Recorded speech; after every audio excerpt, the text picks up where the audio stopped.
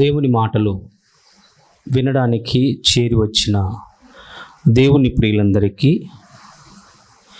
క్రీస్తు పరిశుద్ధమైన నామంలో అందరికీ శుభములు వందనాలు తెలియచేస్తున్నాను. ప్రియులారా, వాతావరణం రోజు ఉండేలాగా లేదు. ఎలా ఉంది ఈరోజు? వర్షం బాగా కురుస్తుంది. వర్షం అనేది తన ఇష్టానుసారంగా వచ్చి కురుస్తుందా? దేవుని ఆజ్ఞ మేరకు మాత్రమే వచ్చి కురుస్తుందా? దేవుని ఆజ్ఞ నెరవేర్చేటే సృష్టి కదా. దేవుడును సృష్టిని ఎలా వాడుకుంటాడు మనం ఆలోచన చేయగలిగితే, ఒకటి తన పిల్లల కోసమే, ఒకటి మేలు చేయడానికి, రెండు మాట వినకపోతే ఏ సృష్టితో మీకు మేలు చేశాడో అదే సృష్టితో మిమ్మల్ని బర్రెను బాదినట్టు బాదుతాడు అని అర్థం. మన భాషలో అంటే బర్రె అనగా గేదె. మాట వినకపోతే యజమానుడు ఎలా కొడతాడు? ఓకే, ఎద్దుని ఎలా కొడతాడు? వ్యవసాయకుడు మాట వినకపోతే అలా కొడతాడు అన్నమాట. ఎద్దు చక్కగా పనిచేస్తుంది అనుకోండి, పాపం దానిని ఏమన్నాడు కదా. పని చేయకుండా, మరి భారం మోయకుండా తిని ఇంట్లో కూర్చున్నది అనుకోండి, ఏం చేస్తారు చెప్పండి? తన దగ్గర ఉన్నటువంటి కర్ర తీసుకొని భయంకరంగా కొడతాడు. మన జాన్సన్ అన్న పాటలు కూడా కనపడుతుంటుంది కదా. మీరు పశువులకు యజమానులైతే మీ పశువు మీ మాట వినకపోతే మీరు ఎలా కొడతారో, సృష్టిలో ఉన్నటువంటి వాతావరణం దేవుని పిల్లలైన మీరు వినకపోతే మిమ్మల్ని కూడా అలాగ వ్యాధుల ద్వారా, లేకపోతే మిమ్మల్ని మంచం పట్టించే ద్వారా చేస్తాడు. అట్లని ప్రతి ఒక్కరికి సందర్భం వస్తుందని కాదు. కొందరికి పరీక్ష రూపంగా రావచ్చు, కొందరికి ఎలా అంటే మాట, దేవుని మాట వినకపోవడం బట్టి కూడా వరకు వస్తుంది. శిక్ష మాత్రం వస్తుంది. ఒకటి పరిశోధన కోసం, పరిశీలన కోసం, రెండు నీవు తప్పిపోయినప్పుడు నీకు వస్తున్నటువంటి శిక్ష. ఓకే పిల్లరా, దేవుని సృష్టి నోటితో చేయబడినది. దేవుని మాట పలికితే సృష్టి కలిగింది. ఈ మాటే దేవుని మాటను ధిక్కరించకుండా చక్కగా దేవుడు చెప్పిన వెంటనే నెరవేరుస్తూ ఉంది కదా. మరి దేవుని పోలిక, దేవుని స్వరూపంలో సృష్టించుకున్నటువంటి మానవులు, స్త్రీ కానీ పురుషుడు కానీ, మరి ఇలాగా సృష్టించుకున్నటువంటి దేవుని పిల్లలైనటువంటి వారు మరి దేవుని మాటలు ఎంతవరకు వింటున్నాము, ఎంతవరకు ఆలోచన చేస్తున్నాము, దేవుని మాటకి ఎంతవరకు లోబడి ఆయన ఆజ్ఞను నెరవేరుస్తున్నాము అనేది ఎప్పుడు మన మనస్సులో, మన ఆలోచనలో ఉండాలి. అవునా? మన మనస్సులో ఆలోచన ఉండవలసింది ఏంటంటే, దేవుని మనస్సులో ఏముందో అది నెరవేర్చడానికి నేను పుట్టాను. ఆయన మనసులో ఏముందో తెలియజేయడానికే గ్రంథం, తన గ్రంథం, దేవుని గ్రంథం, యెహోవా గ్రంథాన్ని మనకిచ్చాడు. అలా ఇచ్చి వాక్యాన్ని దివారాత్రులు ధ్యానించండి, నా మనస్సు అనేది మీకు తెలుస్తుంది. అవునా కదా పిల్లరా? ఇకపోతే మనం ఎప్పుడైనా చర్చికి వచ్చేటప్పుడు, సంఘానికి వచ్చేటప్పుడు మనము మూడింటిని మైండ్లో పెట్టుకొని రావాలి. ఒకటి ఏంటన్నప్పుడు, నేను మందిరానికి పోనప్పుడు నా ప్రవర్తన నేను జాగ్రత్తగా చూసుకోవాలి. అది కూడా వాక్యంలోదే. ప్రసంగి గ్రంథం 5వ అధ్యాయం 1వ వచనం. అవునా కదా? ఇది చదవండి త్వరగా.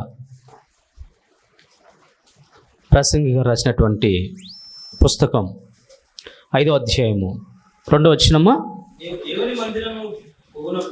ఎవరైతే దేవుణ్ణి నమ్ముచున్నారో దేవుడు అంటే ఇష్టపడుతున్నారో, దేవుని గురించి బ్రతకాలి అని ఆలోచన చేసుకుంటున్నారో వారందరికీ దేవుడు చెప్తున్న మాట సొలొమోను గారి ద్వారా.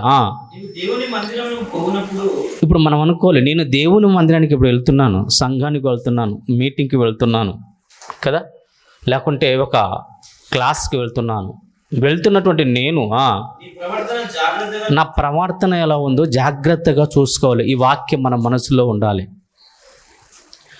మందిరానికి వెళ్ళేటప్పుడు, మీటింగ్కి వెళ్ళేటప్పుడు, ఒక క్లాస్కి వెళ్ళేటప్పుడు మన మనస్సులో ఏముండాలంటే, నేను మందిరానికి వెళ్తున్నాను, దేవుని సన్నిధిలోకి వెళ్తున్నాను, దేవుని మాటలు వినడానికి వెళ్తున్నాను, నా ప్రవర్తన ఎలా ఉంది, మొట్టమొదటిగా ఇది జాగ్రత్త పడాలి. ఎందుకంటే వస్తున్న నేను ఏంటంటే ఏ మనసుతో వస్తున్నాను, ఏ ఆలోచనతో వస్తున్నాను, అవునా, ఏ మనసుతో వస్తున్నాను, ఏ ఆలోచనతో వస్తున్నానని గ్రహించాలి.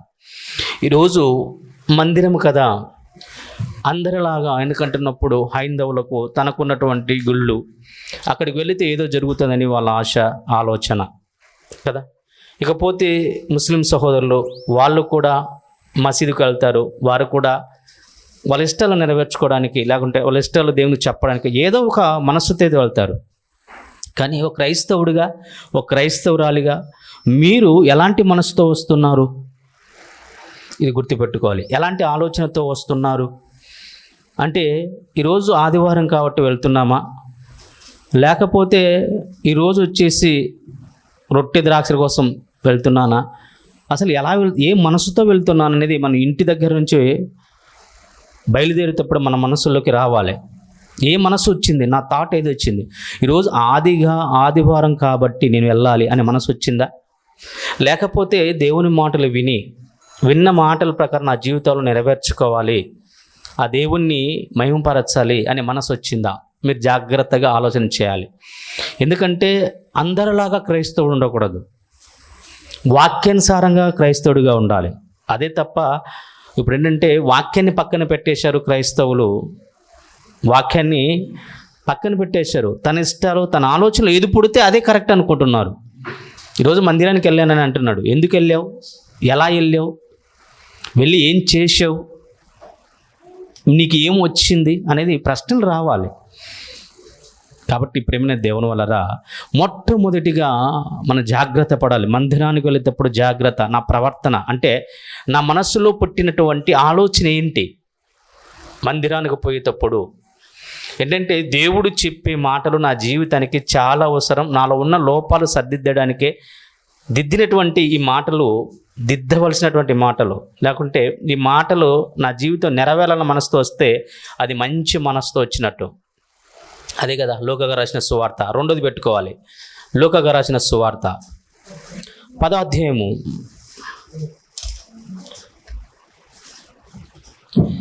ఏ మనసుతో వస్తున్నామని ఆలోచన చేసుకోవాలి. రెండవది 10వ అధ్యాయము, 10వ అధ్యాయమేనా, 8వ అధ్యాయం 15వ వచనం, 8వ అధ్యాయం 15వ వచనం. మంచి నేలన అన్నాడు చూడండి. మంచి నేల నుండి విత్తనం పోలిన వారెవరనగా యోగ్యమైన మంచి మనస్సుతో వాక్యాన్ని వినాలి. అంటే మనము మందిరానికి వచ్చే దేనికోసం, వాక్యం వినడానికే కదా. వాక్యం వినడానికి ముందు రాయబడినటువంటి పదం ఏంటి, వాక్యానికి ముందు రాయబడినటువంటి పదం మంచి మనస్సు అన్నారు చూడండి. అవునా కదా. అంటే ఏ మనస్సుతో వస్తున్నామని రావాలి, మంచి మనస్సు. మంచి మనస్సు అనగానండి మన ఆత్మ విషయంలో ఆత్మను రక్షించే శక్తి గల ఈ వాక్యాన్ని, నా ఆత్మను పరలోకానికి చేర్చే ఈ వాక్యాన్ని నేను సాత్వికముగా, ఆసక్తితో, ఇష్టంగా, ప్రేమగా ఈ వాక్యాన్ని నేనేం చేయాలి, వినాలి. విని దాన్ని ఏంటంటే నా జీవితంలో పాటించాలి. ఈ మనసుతో వాక్యాన్ని వినాలి. ఈ కాలంలో ఎలా అయిపోయారంటే అండి, బోధకుడు చెప్పేది వినట్లేదు, వచ్చి వెళ్ళిపోతున్నారు. ఒకవేళ విన్నా కూడా ఏంటంటే ప్రసంగాలు ఏమంటున్నప్పుడు మనుషుల మీద చేస్తున్నారు అంటారు. మనుషులకే కాక ప్రసంగాలు జంతువులకు చేసేది. ఇక్కడ మేము నిలబడింది ఎవరి కోసం? మీకోసం కదా, అవునా కదా? లోపాలను సరిదిద్దడానికే, అది నాకైనా మీకైనా ఎవరికైనా వాక్యం అనేది ప్రతి మనిషికి బోధకలుగా చేసేది, అవునా? ప్రతి మనిషికి అది జీవమార్గం చూపించేది. అంతేకాని అంటే అన్న ఇలా చెప్పాడు, మనసులో పెట్టుకొని ఒకటి చెప్పాడు, నన్ను గురించి చెప్పాడంటే నీకు తగిలింది అది అందరికీ తగిలే వాక్యం, ఒక్కందరికీ తగిలేది వాక్యం కాదు. అంటే ఏ మనస్సు రావాలంటే నా ఆత్మీయ జీవితాన్ని, ఆత్మకు సంబంధించినటువంటి ఈ మాటలు ఎలా అంటే నన్ను బాగు చేసేటివి, ఇవి నేను సాత్వికంగా తీసుకోవాలి, ఇష్టపూర్వకంగా తీసుకోవాలి, ప్రేమపూర్వకంగా తీసుకోవాలి, తీసుకుని నా జీవితంలో నా దేవునికి నేను మహిమ తీసుకురావాలన్న మంచి మనసుతోనే వాక్యం అనేది వినాలి. అలా వింటేనే ఏమంటే ఏ మనసుతో నువ్వు విత్తుతావో అదే విత్తనము అనేది వస్తుంది, అవునా కదా? ఒకవేళ చెడు ఆలోచనతో విత్తామనుకోండి, నీ చెడు వస్తుంది. మంచి ఆలోచనతో విత్తామనుకోండి, మంచి ఆలోచన వస్తుంది, అవునా కదా? నువ్వు ఏది విత్తుతావో అదే పంట కోస్తాం. వరి చేనేసాం అనుకోండి, వరి పంటే వస్తుంది. పత్తి చేనేస్తే పత్తి వస్తుంది. నువ్వు మంచి మనసుతో వాక్యం అనుకో, మంచి మనస్సు గల మీ వాక్యానికి నువ్వు విన్నావు కాబట్టి ఆ వాక్యం అనేది మీ జీవితంలో, నా జీవితం ఫలిస్తుంది. అలా కాకుండా చెడు ఆలోచనతో అంటే వెళ్ళాలి రావాలి, ఏదో ఉండాలి పోవాలన్నట్టు ఏదైనా ఉన్నదనుకోండి, అది చెడు మనస్సు. కాబట్టి దానివల్ల వచ్చే నష్టం ఏంటంటే దేవుడు కూడా నువ్వు ఏం విత్తావో, దేవుడు హృదయమును అంతరంగం నెరిగినగా దేవుడు కాబట్టి నువ్వు మనస్సుతో ఏ మనస్సుతో వాక్యాన్ని వినడానికి వచ్చావో, ఏం విత్తావో అదే మనస్సు అనేది నీకు కూడా వస్తుంది. దేవుడు ఎప్పుడే కానీ అన్యాయస్తుడు కాదు, న్యాయంగా తీర్పు తీరుస్తాడు, న్యాయంగా కొలత కొలుస్తాడు. ఇతను నిజంగా ఈ మనస్సుతోనే వాక్యాన్ని వినడానికి వచ్చాడు, ఈ మనస్సుకు కావలసినటువంటి ఇవ్వాలి, మంచి మనస్సు అనుగ్రహించాలి, మంచి మాటలతో అనుగ్రహించాలి. ఇలాగ ఎప్పుడు మన జీవితంలో మనం చేయవలసినటువంటి ఈ మూడుటిని మనము మందిరానికి వచ్చేటప్పుడు తీసుకోవాల్సిన జాగ్రత్త. ఓకే,